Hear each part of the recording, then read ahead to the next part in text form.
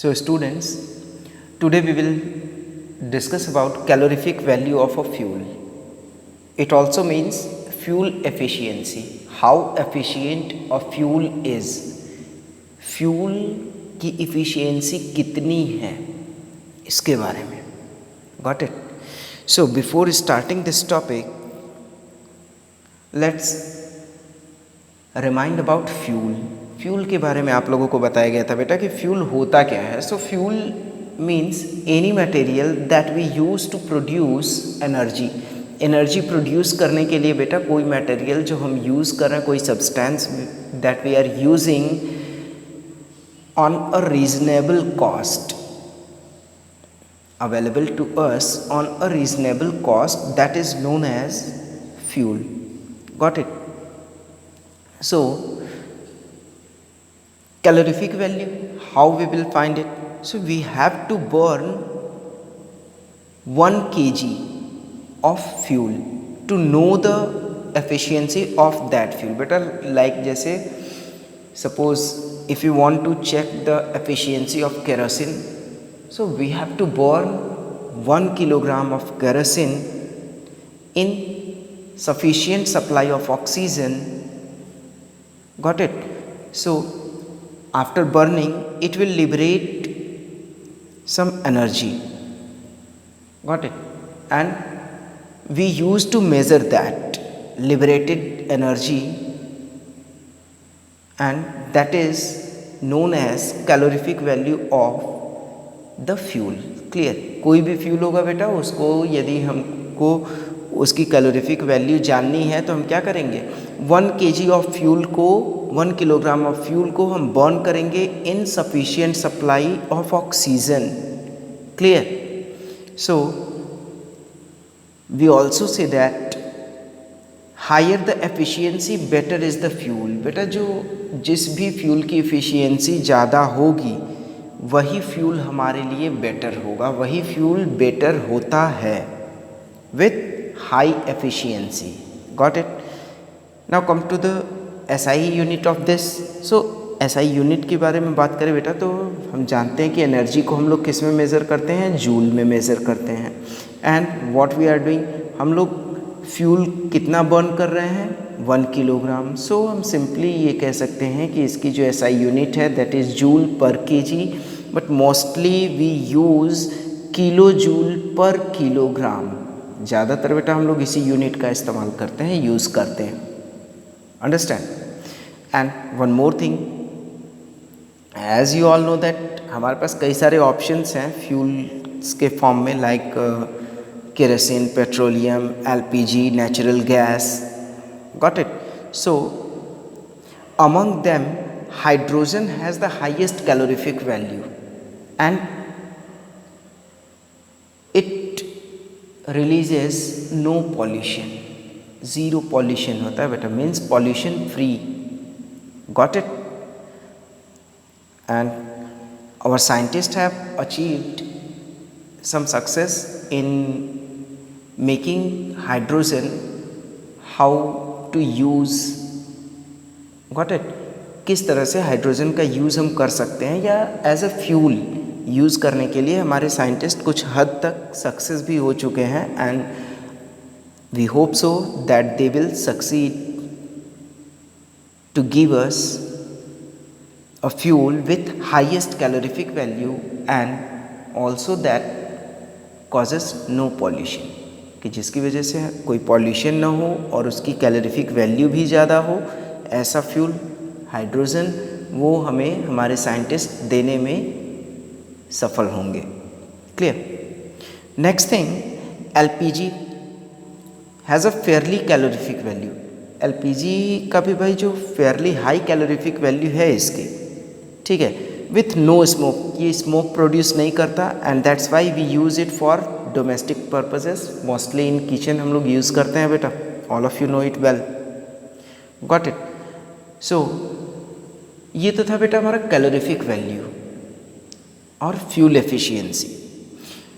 So how can you decide that any fuel is good for us or bad for us? So one thing I want to tell you that I am going to tell you some characteristics that makes you decide about the fuel that it is a good fuel or not. Got it? So first of all, have a look here. As you can see that what characteristics must a good fuel have? First one is low ignition temperature. बेटा क्या होना चाहिए? A good fuel, we can say a fuel is good for us or good for use if it's having low ignition temperature. पहली चीज़ तो भाई उसका ignition temperature low होना चाहिए. सेकेंड थिंग, हाई होनी चाहिए क्या? Calorific value. Then low ignition temperature, high calorific value. Clear? ये दो कैरेक्टरिस्टिक्स होनी चाहिए. Next one is moderate rate of combustion. जो कंबसन का रेट है बेटा वो भी एवरेज होना चाहिए, मॉडरेट होना चाहिए. ऐसा नहीं है कि हमने यूज़ करना स्टार्ट किया कोई भी फ्यूल और वो तुरंत ही फिनिश हो गया, एंड हो गया, तो इंस्टेंटली एंड होगा. इट मीन्स कि उसका जो रेट ऑफ कंबसन है that is higher. Got it? Next, safe to handle, store and transport. बेटा वो क्या होना चाहिए? सेफ होना चाहिए. To handle, store and transport, यानी कि हम उसको आसानी से हैंडल कर सकें, स्टोर कर सकें एंड ट्रांसपोर्ट भी कर सकें. क्लियर? और ये सेफ भी होना चाहिए. Next one is no pollution and residue. As you all know that fuel को बर्न करेंगे भाई तभी वो हमें क्या करेगा? एनर्जी प्रोवाइड करेगा. So after burning a good fuel is that gives no pollution and no residue will left. Clear? Residue भी कोई नहीं बचना चाहिए.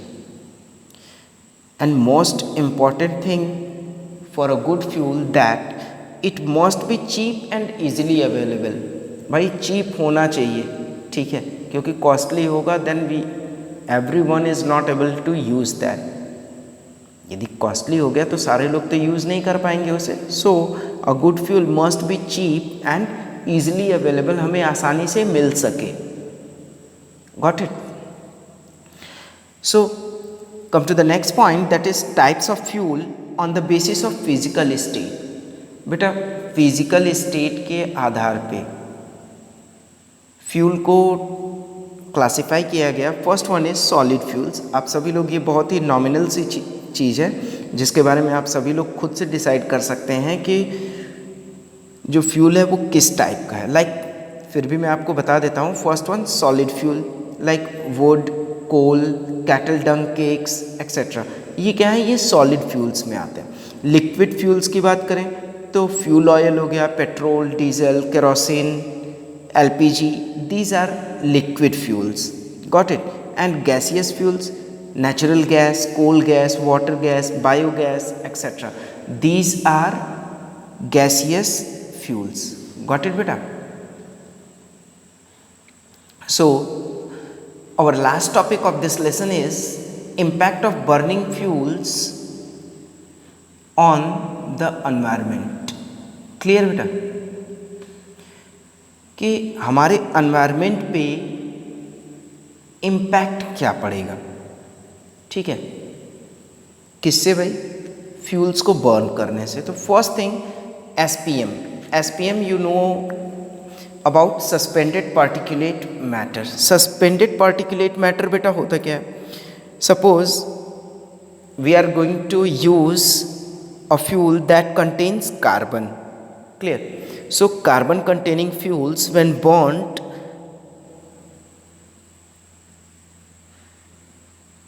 they having some fine particles of carbon that are unburned. बेटा जब हम कार्बन कंटेनिंग फ्यूल्स को burn करेंगे तो उसमें कुछ फाइन पार्टिकल्स होते हैं कार्बन के जो कि अनबर्न्ड रह जाते हैं and they will suspend in air, वो एयर में सस्पेंड हो जाते हैं, ठीक है।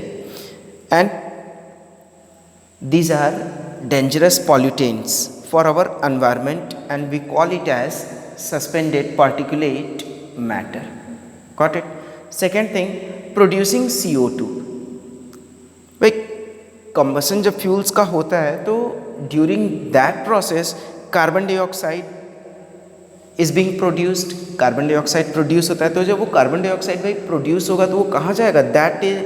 That will goes to atmosphere, clear, जाएगा हमारे एनवायरनमेंट में भाई, ये ऐड हो जाता है, ठीक है। और increase in carbon dioxide, we can say that green house effect, carbon dioxide का इंक्रीज होना means it leads to green house effect and that leads to global warming. वो क्या करेगा भाई? ग्लोबल वार्मिंग को लीड करेगा, ठीक है। And because of global warming polar ice caps gets melted।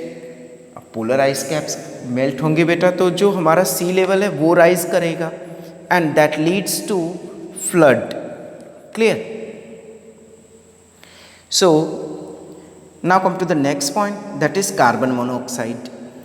As we had discussed in our previous class, हम लोगों ने अपनी लास्ट क्लास में देखा था बेटा कि जब इनकम्प्लीट कंबशन होगा, ठीक है,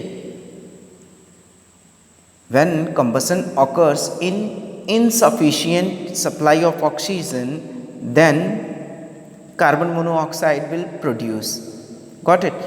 and it can cause death। बेटा ये बहुत ही डेंजरस गैस होती है and it can cause death if inhaled। यदि हम इसे ब्रीद इन कर लेंगे तो it can cause death, हमारे लिए ये बहुत ही हार्मफुल है, got it? next one is sulfur dioxide from coal। बेटा कोल में क्या होता है? सल्फर होता है and when we burn coal it gives us sulfur dioxide, clear? और सल्फर डाइऑक्साइड बेटा क्या होता है?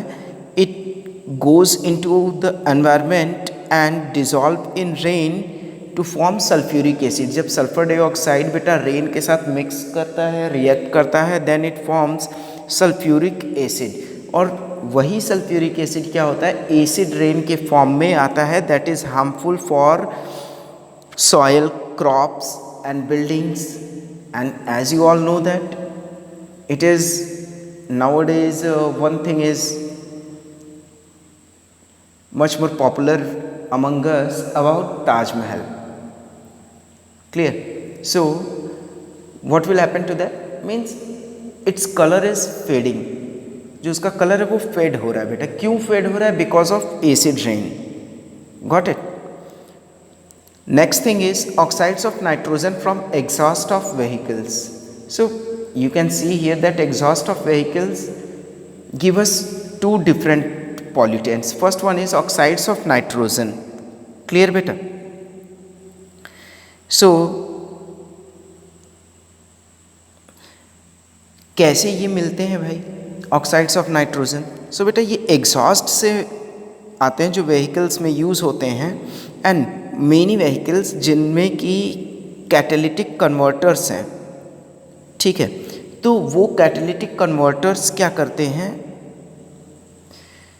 इनको हार्मफुल गैसेस में कन्वर्ट कर देते हैं।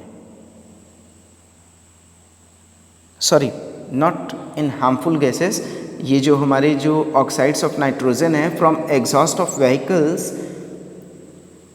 तो these are harmful for us, हमारे लिए ये हार्मफुल होते हैं। But whatever the catalytic converters nowadays we are having in our vehicles that converts these harmful gases into harmless gases, clear रहेगा? Once again I am repeating, oxides of nitrogen gas from exhaust of vehicles is harmful for us, and whatever the catalytic converters we are using in our vehicles that converts these harmful gases into harmless gases, clear रहेगा बेटा? And one more thing, lead compounds also releases from exhaust of vehicles that are also harmful for us, and reducing lead compounds.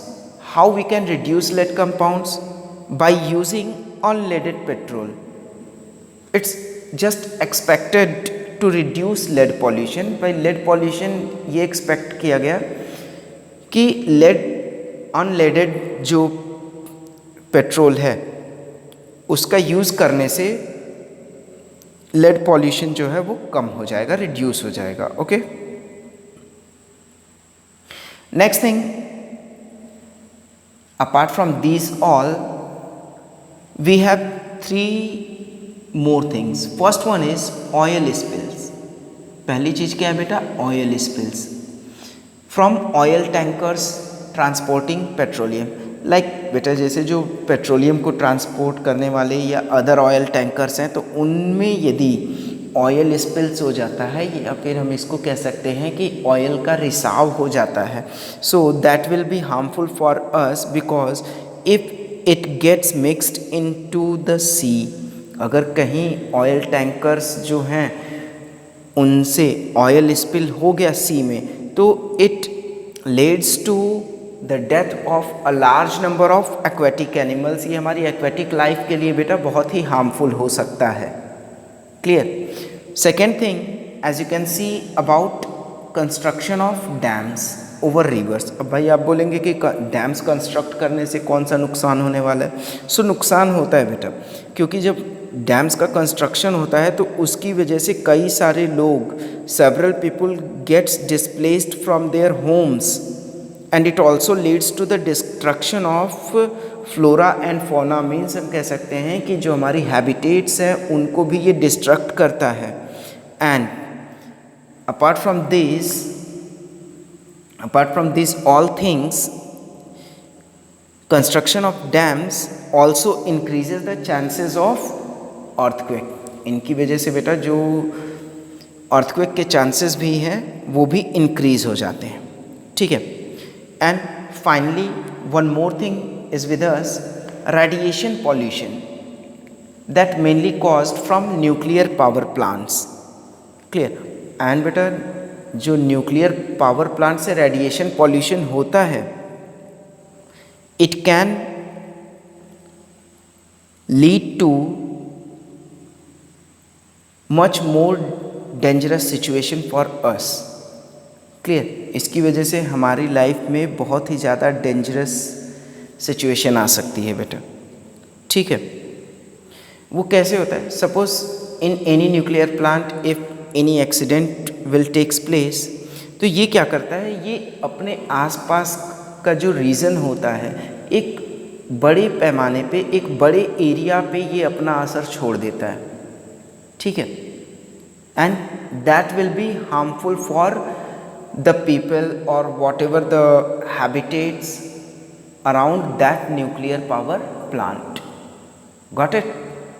So students, this is all from this chapter, and we will meet in our next class with some new topics, with some new thoughts, with some new lessons. So thank you and have a nice day.